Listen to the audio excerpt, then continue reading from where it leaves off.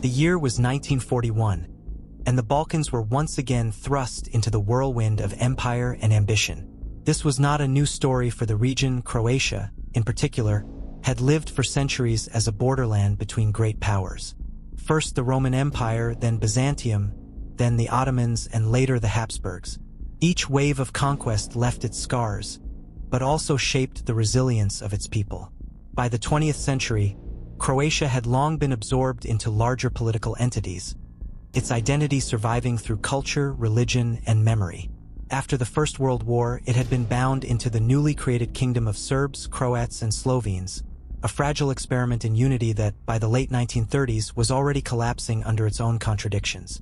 To many Croats, the kingdom represented betrayal. They had fought and bled for the Austro-Hungarian Empire, only to be handed into a state dominated by Belgrade.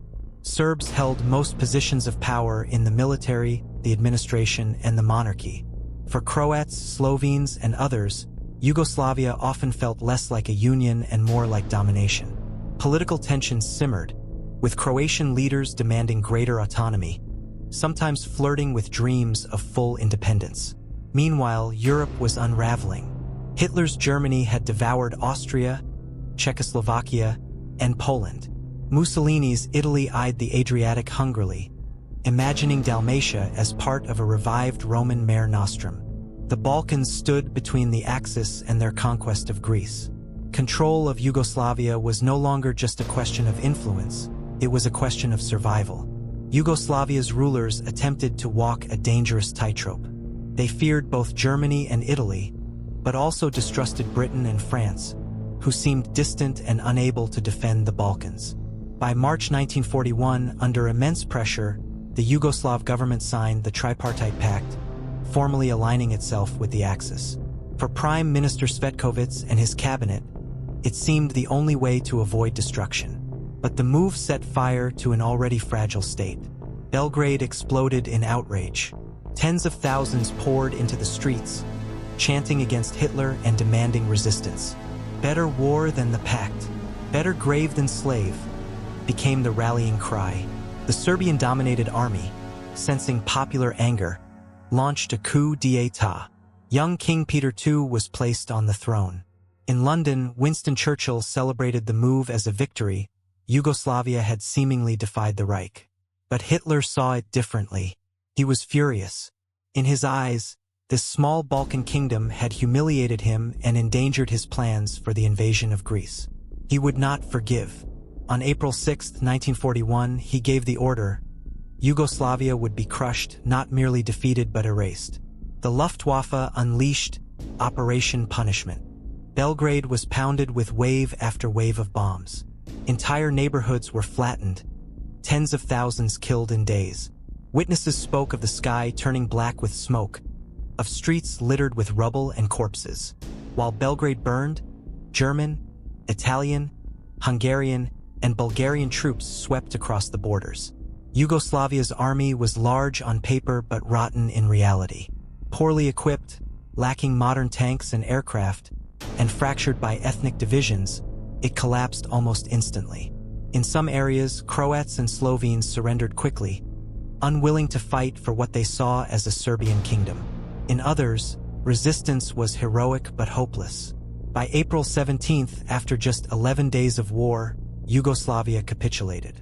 The country was carved up like spoils at a feast. Germany and Italy took the lion's share, Hungary and Bulgaria seized borderlands, and the rest was divided into puppet states. For Croats, this moment was both terrifying and exhilarating. Suddenly, for the first time in centuries, the word independent could be attached to their land. On April 10, 1941, the independent state of Croatia, Nezavisna Država Hrvatska, or NDH, was proclaimed. Radio Zagreb broadcast the news. Croatia was free. Crowds cheered, flags waved, church bells rang. To many, it felt as though centuries of longing had finally ended. But the truth was darker. The NDH was not born of Croatia's own will. It was born of Berlin and Rome. Its borders were drawn by Hitler and Mussolini. Italy was handed much of Dalmatia as reward, an insult that enraged even Croatian nationalists. German officers stationed themselves in Zagreb, overseeing the government's every move. Independence was real only on paper.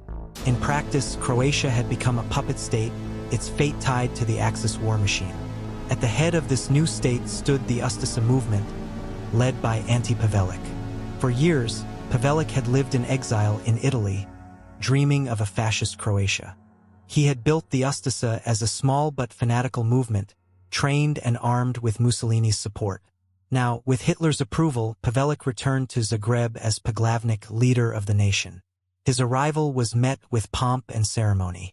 Newspapers hailed him as the savior of the Croatian people.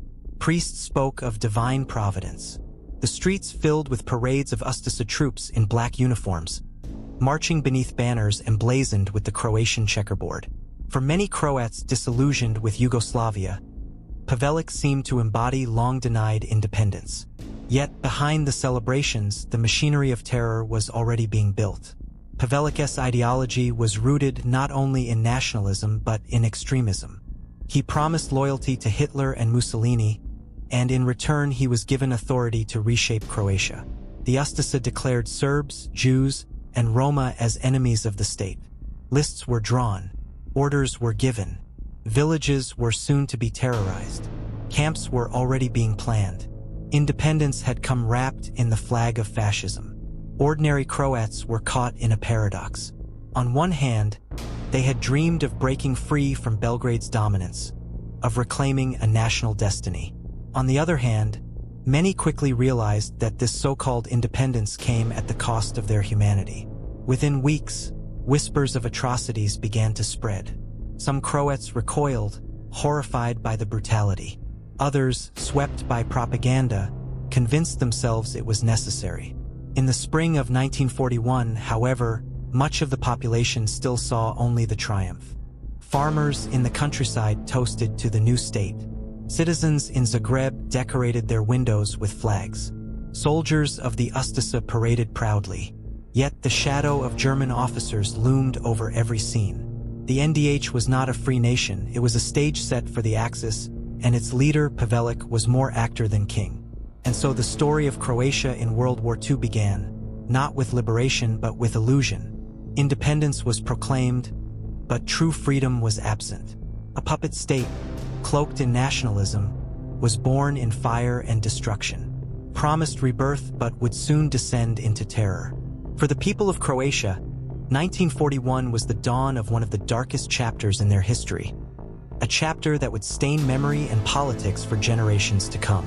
The independent state of Croatia, the NDH, was less than a month old when the mask of celebration began to slip away. At first, many Croats, especially in Zagreb, clung to the dream that independence had finally come, that centuries of being ruled by others were over. But behind the parades, flags, and speeches, a darker truth emerged. This was not the independence of a sovereign people, but the subjugation of a nation under fascist puppetry. The Ustaša regime, led by Ante Pavelić, wasted no time in showing what kind of state it intended to build. From the moment Pavelić set foot in Zagreb, he ruled not as a liberator but as a dictator. The government he assembled was not chosen by the people. It was handpicked from loyal Ustaša members, most of whom had spent years in exile in Italy. They were fanatics, true believers in an ideology that fused radical Croatian nationalism with the brutality of fascism. Their dream was not merely an independent Croatia, it was an ethnically pure Croatia. The Ustaša program was explicit. Serbs, Jews, Roma, and political opponents had no place in the new state. Pavelić and his ministers declared that a third of the Serbs would be killed, a third expelled, and a third forcibly converted to Catholicism. This was not hidden. It was openly proclaimed. Overnight, neighbors who had lived side by side for generations were marked as enemies. Propaganda flooded the airwaves and newspapers. Posters warned of the Serbian threat. Speeches promised a rebirth of the Croatian nation, free from traitors and parasites. Radio Zagreb, once a source of entertainment, now echoed with slogans of hate. Children in schools were taught new lessons, their textbooks rewritten to glorify the Ustaša and vilify minorities. But the propaganda was only the beginning. Soon, the policies became reality. Ustaša militia units swept through villages, arresting Serbian priests, Jewish shopkeepers, Roma families, and anyone suspected of being against the regime. Many disappeared overnight. Families woke to find fathers dragged away in trucks. Entire communities were uprooted, driven from their homes with nothing but the clothes on their backs. Zagreb, once a bustling European city, became a place of whispers and fear. German officers strolled the boulevards as if they owned the place, while Ustaša patrols searched houses without warrants. People quickly learned not to speak too loudly in cafes, not to ask questions, not to trust their neighbors.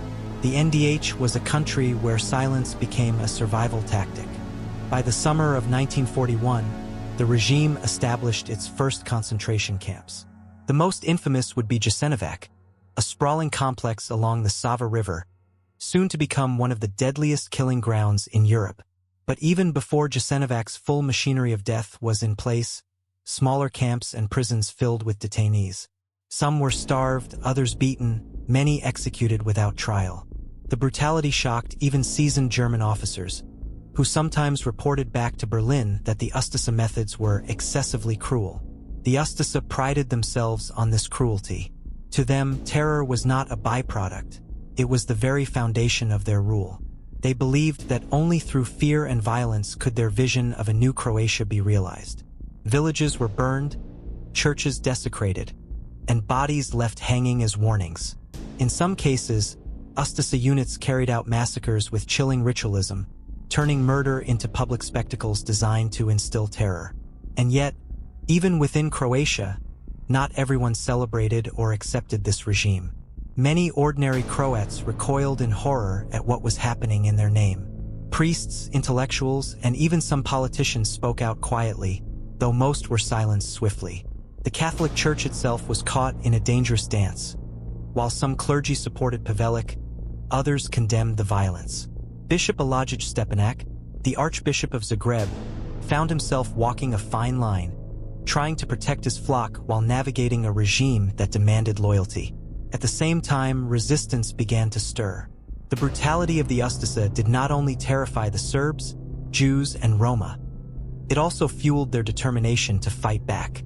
Across Croatia, whispers of rebellion spread. Some fled into the forests, joining guerrilla bands that would later form the backbone of the partisan movement. Others turned to the Chetniks, Serbian royalist militias determined to avenge their people. Thus, from the very birth of the NDH, Croatia was already spiraling into a civil war within a world war. On one side stood the Ustaša regime, backed by German guns and Italian diplomacy. On the other, a growing resistance of Serbs, communists, and even Croats unwilling to bow to fascism. The country became a battlefield of neighbors, where loyalty was questioned at every corner. But for those who stayed in the cities, daily life became a strange mix of normalcy and terror. Markets still opened, trains still ran, weddings still took place. Yet beneath this facade, everyone knew the danger. A single denunciation could mean arrest. A careless word overheard by the wrong person could lead to disappearance. People learned to smile in public, even as their hearts raced in private. Meanwhile, Pavelić solidified his ties with the Axis. He visited Hitler in Germany, presenting himself as a loyal disciple. Photographs showed the Poglavnik standing proudly beside the Führer, as though he were an equal. In reality, he was little more than a subordinate, a regional strongman allowed to rule so long as he served the Reich's interests. Hitler, for his part, had little respect for Pavelić. He saw him as useful but weak, a tool to stabilize the Balkans while Germany pursued its greater ambitions in the east. Mussolini, too, exploited the situation. Italy occupied Dalmatia, claiming the Adriatic coast as its prize. Pavelić had little choice but to accept, even as Croats grumbled about losing their beloved coastline. The NDH, hailed as independent, was in fact a state carved up and controlled by its supposed allies. Independence was an illusion, sovereignty a farce. And yet, Pavelić doubled down. To prove his loyalty to Hitler and Mussolini, he intensified the campaign of terror. His regime boasted of its efficiency in dealing with internal enemies. German reports noted with approval that the Croatian problem was being handled. But what this meant in reality was the destruction of entire communities, the execution of innocents, and the unleashing of civil war. For the ordinary Croat, life was defined by impossible choices. Some joined the Ustasa, believing in their vision or simply seeking survival. Others turned to the resistance, risking everything to oppose fascism. Many tried to stay neutral, caught between forces larger than themselves, their only goal to keep their families alive. It was a time when morality was tested daily, when survival often required compromise, and when silence could mean complicity. By the end of 1941, the NDH had become a land of blood and betrayal. Independence had given way to occupation, and nationalism had given way to fanaticism. The Ustasa regime, in its quest for a pure Croatia, had unleashed a wave of terror that scarred the land and poisoned the bonds between its people.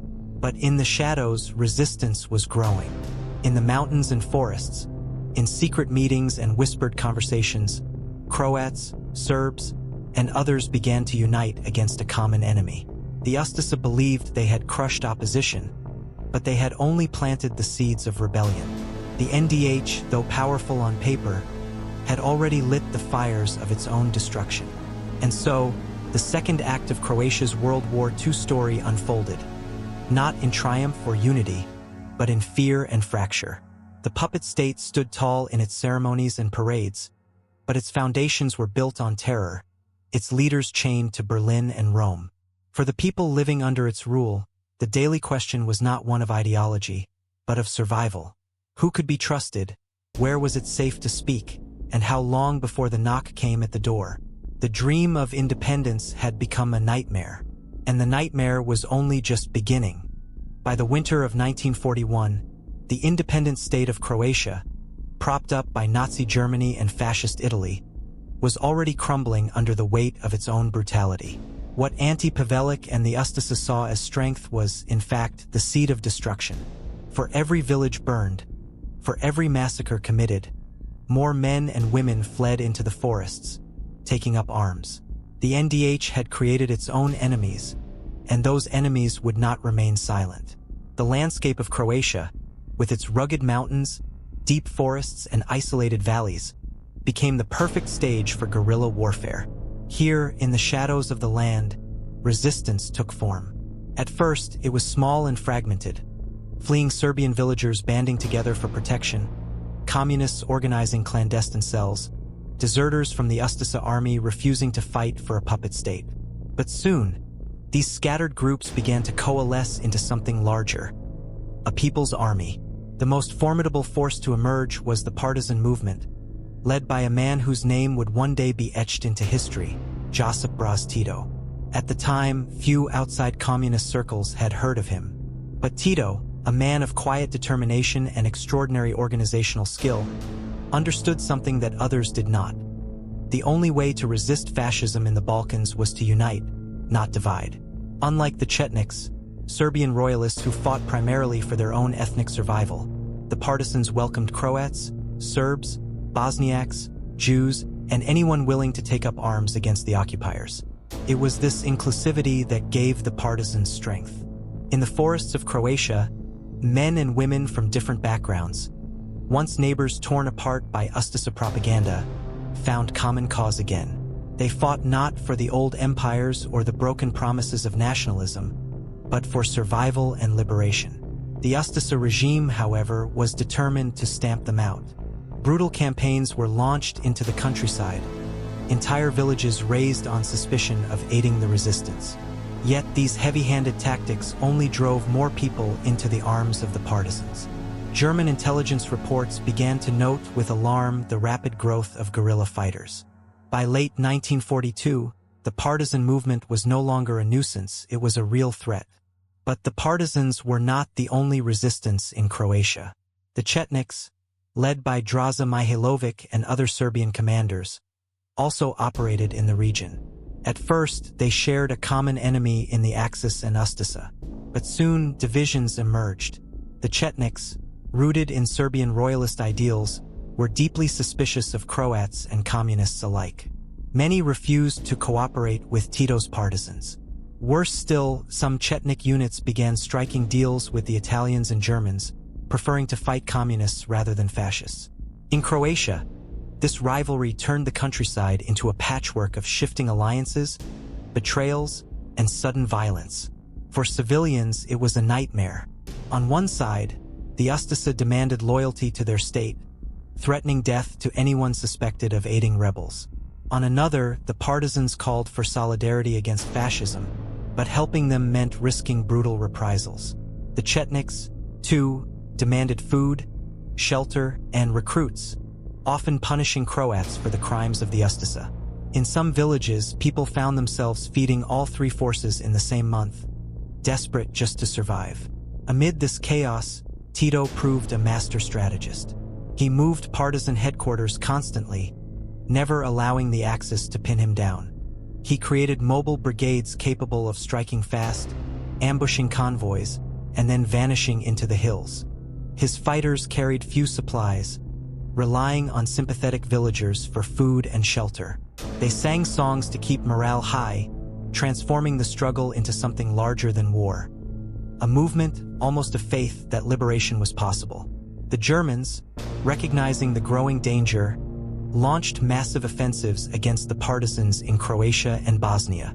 These operations, codenamed Weiss, Schwarz, and others, threw tens of thousands of Axis troops against Tito's guerrillas.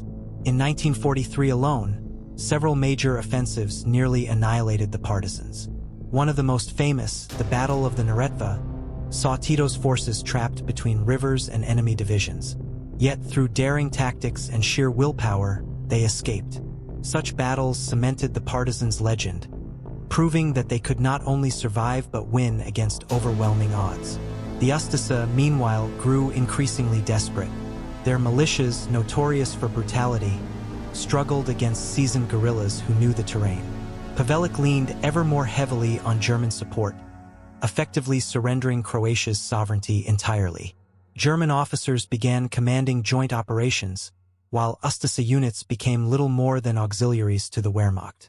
The dream of an independent Croatia was reduced to ashes, its government nothing but a client state, its leaders despised even by their supposed allies. But inside the NDH, repression continued. Camps like Jasenovac expanded, becoming instruments not only of genocide but of political terror. Partisan supporters, real or imagined, were sent there by the thousands. Survivors would later recall the horrors: starvation, forced labor, executions carried out with medieval cruelty. Jasenovac was not just a concentration camp. It was a symbol of the Ustaša regime's madness, a place where ideology turned into blood-soaked ritual. And yet, the worse the terror became, the more determined the resistance grew. By 1943, the partisans had not only survived but begun to turn the tide. With victories in the countryside, they established liberated territories, small pockets of land where they set up schools, hospitals, and local governments. These free zones became symbols of hope, proving that another future was possible beyond fascism. In Croatia, towns like Bihać briefly tasted liberation before being retaken. Each victory, however temporary, gave the partisans more legitimacy in the eyes of the people. The Allies, too, began to take notice. Initially, Britain and the United States supported the Chetniks, seeing them as the traditional royalist force in Yugoslavia. But reports of Chetnik collaboration with Axis troops, combined with the undeniable successes of Tito's partisans, shifted Allied opinion. By 1943, Winston Churchill made a pivotal decision. British and American aid would flow to Tito, not Mihailovic. This changed everything. With Allied weapons, supplies, and recognition, the partisans were no longer just a guerrilla force. They were becoming a legitimate army. The war in Croatia thus transformed. It was no longer merely a struggle between occupiers and resistance. It was a war of civil identities. Ustaša against Serbs, Croats against Croats, communists against royalists, all under the shadow of German occupation. The land was soaked in blood, the bonds of neighborliness broken. Families were torn apart, with brothers joining opposite sides. It was not uncommon for villages to be divided, with half the men wearing Ustaša uniforms while the other half fled to the forests as partisans. And through it all, the propaganda machines roared. Ustaša radios boasted of victories that never came. German reports painted a picture of order restored, even as resistance grew. Partisan leaflets, printed on makeshift presses deep in the woods, promised liberation and vengeance. Every side claimed to represent the people, even as the people themselves suffered most. By late 1943 and into 1944, the writing was on the wall. Germany was retreating across Europe, and the Axis grip on the Balkans was loosening. In Croatia, the partisans gained momentum, drawing in not only fighters but ordinary civilians seeking refuge from the violence. Entire families followed them into the hills, creating communities of resistance. Children were educated in forest schools, women served as nurses and fighters, and cultural life flourished even amid hardship. Tito's movement was no longer just military, it was political, cultural, and deeply human. The Ustasa, however, refused to relent. Pavelić, paranoid and increasingly isolated, clung to Hitler even as the Reich itself collapsed. His regime unleashed more terror in its final years, desperate to crush the partisans before it was too late. But the effort was futile. For every atrocity committed, 10 new fighters rose in vengeance. By 1944, the balance had shifted irreversibly. The partisans controlled vast swathes of territory, while the Ustasa and Germans were confined to strongholds. Allied air raids struck Zagreb, weakening infrastructure and morale. The NDH, once proclaimed as the rebirth of Croatia, was reduced to ruins. And yet, amid this destruction, hope emerged. The partisans spoke of a new Yugoslavia, one that would transcend the divisions of the past. They promised equality for all nationalities, an end to ethnic hatred, and a government of the people. For many, this vision was irresistible, not because they trusted communism, but because they had seen what fascism had wrought. The war in Croatia was far from over. The bloodiest battles still lay ahead, and the final collapse of the NDH would come only in 1945. But by the close of 1943, one truth was clear. The Ustasa regime had failed to secure its people, failed to win their loyalty, and failed to destroy its enemies. The partisans, born from desperation and forged in struggle, had become the beating heart of resistance, not only in Croatia but across Yugoslavia.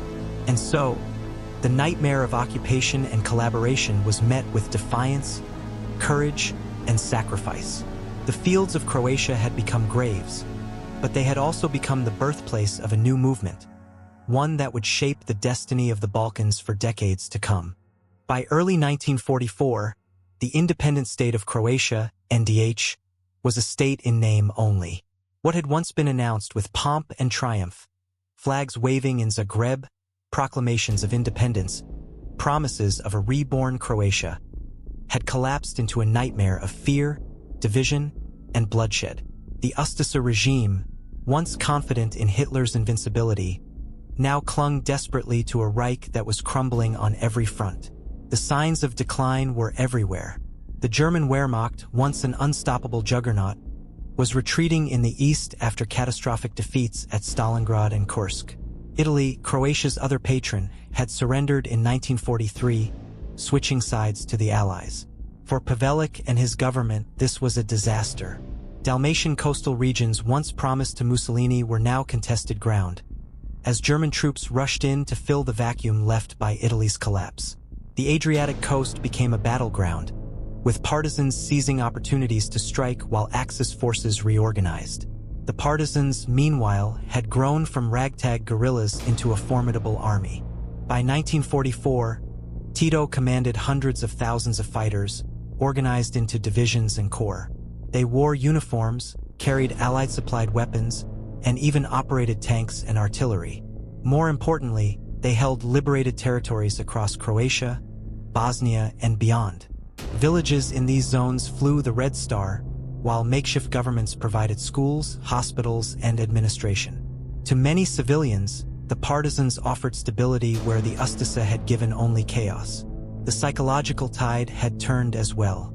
In the early days, many Croats had celebrated the NDH as independence from Yugoslavia's Serb-dominated monarchy. But by 1944, few illusions remained. What good was independence when your leaders answered to Berlin? What good was a state when its policies brought starvation, fear, and foreign occupation. Even those who had once cheered Pavelić now whispered their contempt in private. Still, the Ustaša clung to power through terror. The concentration camps, especially Jasenovac, continued to operate in full force. Even as Germany's fortunes waned, Ustaša guards carried out massacres with renewed fury, as if to leave behind a final mark of terror. Survivors would later describe these years as the darkest of all. The cruelty intensified as the regime's grip weakened. But terror could not stop the inevitable. In 1944, the Red Army surged into the Balkans, liberating Romania and Bulgaria, and pushing toward Yugoslavia. German troops were stretched thin, fighting desperate battles on multiple fronts. Hitler still demanded that Croatia be held, for its strategic position on the Adriatic and its role as a buffer in the Balkans. Yet holding Croatia required forces Germany no longer had. This vacuum allowed the partisans to grow stronger. With Allied air support and Soviet coordination, they launched bold offensives across Croatia.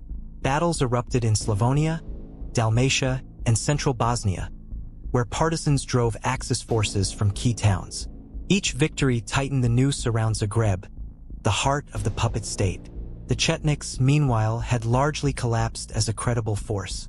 Their refusal to unite with Tito, their occasional collaboration with Axis occupiers, and their inability to win popular support had doomed them. By 1944, most Croats and Serbs who wanted to fight the occupiers gravitated toward the partisans. Tito had become the unchallenged leader of resistance in Yugoslavia. For the Ustaša, the situation grew increasingly desperate. Pavelić, paranoid and distrusting even of his own inner circle, became obsessed with loyalty tests and purges. He ordered executions of officers suspected of wavering, while demanding absolute obedience to Hitler. Yet even Germany began to view him as unreliable. German commanders privately complained of Ustaša incompetence, their brutality alienating civilians and fueling partisan recruitment. As 1945 dawned, the writing was on the wall. Germany was collapsing under Allied bombardment and Soviet offensives. In the Balkans, the partisans surged forward, coordinating with advancing Soviet units. In Dalmatia, islands once occupied by Italians were liberated, becoming strongholds for partisan naval operations. Inland, towns like Nin and Osijek fell into partisan hands. The countryside, once terrorized by Ustaša patrols, now bristled with partisan banners. The final months of the NDH were marked by chaos, betrayal, and flight. Ustaša leaders began looting the treasury, preparing escape routes toward Austria. Ordinary soldiers, demoralized and fearful, deserted in droves. German units retreated north, leaving their Croatian allies exposed. Zagreb, once proclaimed as the capital of a glorious reborn nation, now felt like a city under siege, its streets filled with fear and whispers of the approaching partisans. In April 1945, the end came swiftly. Tito's forces, now recognized as the legitimate government of Yugoslavia by the Allies, launched a massive offensive into Croatia. Coordinated with Soviet advances, the partisans overwhelmed what remained of Ustaša and German defenses. On May 8, 1945, the same day Germany officially surrendered in Berlin, Zagreb fell to the partisans. Crowds poured into the streets, not to celebrate the NDH, but to welcome liberation. The Red Star replaced the checkered shield on government buildings, and the era of Pavelić was over. But the fall of the NDH did not end the bloodshed. As Ustaša leaders and collaborators fled northward, hoping to surrender to British forces in Austria, they were pursued by partisans. The infamous Bleiburg repatriations would become a grim chapter of their own. Columns of Ustaša soldiers, civilians, and sympathizers marched back into Yugoslavia, where many faced executions or imprisonment. For years, these events would be remembered in Croatia as a national trauma, debated and politicized long after the war. The legacy of the NDH was one of devastation. In just 4 years, Croatia had been transformed into a land of terror, civil war, and shattered communities. Entire villages had been destroyed, ethnic bonds torn apart by propaganda and violence. The population was scarred not only by the horrors of the Ustaša regime but also by the brutality of the war itself. Neighbors turned against neighbors, families divided by ideology and survival. Yet out of this ruin, a new order emerged. Tito's partisans, now victorious, laid the foundation for a socialist Yugoslavia that promised equality, unity, and a future without the divisions of the past. For many Croats, Serbs, Bosniaks, and others, it was a fragile hope that never again would fascism or foreign occupation dictate their lives. Still, the scars would not heal easily. The memory of the NDH, its crimes, its betrayals, its false promises, remained like a wound in the Croatian identity. For some, it symbolized the dream of independence twisted into a nightmare. For others, it was a reminder of how fragile nations could be when built on hate and submission to foreign powers. The fall of the NDH was not just the end of a puppet regime. It was the end of an illusion, the illusion that independence could be gifted by occupiers, that freedom could be born out of terror, or that a state built on persecution could ever endure. And so, in May 1945, as partisan flags flew over Zagreb and Prevelic fled into exile, the independent state of Croatia vanished as quickly as it had appeared. Born in violence, sustained by brutality, it ended in chaos and defeat. Its short existence left behind a trail of death and division that would haunt the region for generations. The guns fell silent in May 1945, but the echoes of the independent state of Croatia, NDH, did not fade with the surrender of Nazi Germany. Instead, its legacy seeped into the very fabric of Yugoslavia, shaping politics, memory, and identity for decades to come. What remained after 4 years of blood and terror was not just a defeated regime, it was a wound that would never fully heal. For Ante Pavelic and the leaders of the Ustaša, the fall of Zagreb was not the end of the story. As partisan forces closed in, Pavelic and his closest allies fled northward, disguised and desperate. With the Reich in ruins, they sought salvation in Austria, hoping to surrender to the British rather than face Tito's partisans. Many believed Western allies would view them as a bulwark against communism. But the Allies saw them for what they were, fascist collaborators stained with war crimes. Pavelic himself managed to escape capture, slipping through Europe's ruins and eventually finding refuge first in Italy, then in Argentina, under the protection of sympathetic clergy and networks known as Ratlins. He would spend the rest of his life in exile, never facing trial for the horrors committed under his rule. Others were not so fortunate. Thousands of Ustaša soldiers and civilians attempting to flee were captured at Bleiburg and along the so-called death marches back into Yugoslavia. Many were executed or sent to prison camps. For the new socialist government, this was both punishment and a warning. Collaborators would find no safe haven. Yet these reprisals, brutal in their own right, also planted seeds of resentment that would later resurface in Croatian politics, remembered not as justice but as massacre. Inside Yugoslavia, Tito moved swiftly to consolidate power. His vision was to build a multi-ethnic socialist federation where Croats, Serbs, Bosniaks, Slovenes, and others could live as equals. To achieve this, the crimes of the NDH had to be acknowledged but also carefully managed. The horrors of Jasenovac were documented, and survivors testified about the cruelty of the Ustaša regime. At the same time, Tito's government promoted a narrative of brotherhood and unity, urging people to move beyond ethnic hatred and see themselves first as Yugoslavs. Yet memory proved stubborn. For Serbs, the NDH became a symbol of betrayal and genocide. Entire communities had been wiped out, leaving scars passed down through generations. For Croats, the legacy was more complicated. Some remembered the NDH as a time of terror and shame, a stain on the national identity. Others, however, clung to a twisted nostalgia, viewing Pavelic not as a criminal but as a nationalist who had tried, however disastrously, to achieve independence. This clash of memories simmered beneath the surface during the decades of Tito's rule. Officially, Yugoslavia suppressed nationalist movements, jailing those who openly praised the Ustaša or sought to revive their ideology. But whispers persisted, especially among the Croatian diaspora abroad.